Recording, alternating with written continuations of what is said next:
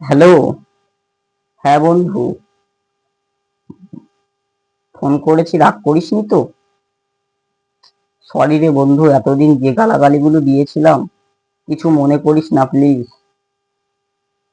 আরে আমি যেটা করেছি সবই পার্টির নির্দেশ ছিল। বলছি কি, পার্টিতে কি জায়গা হবে? তুই আমায় আজকে ক্ষমতা নেই বলে এরকম ভাবে বলবি? আমাকে তোর সাহস কি করে হলো চোর বলার? আমাকে চোর বলছিস তুই? এইভাবে আমাকে নিচু করবি?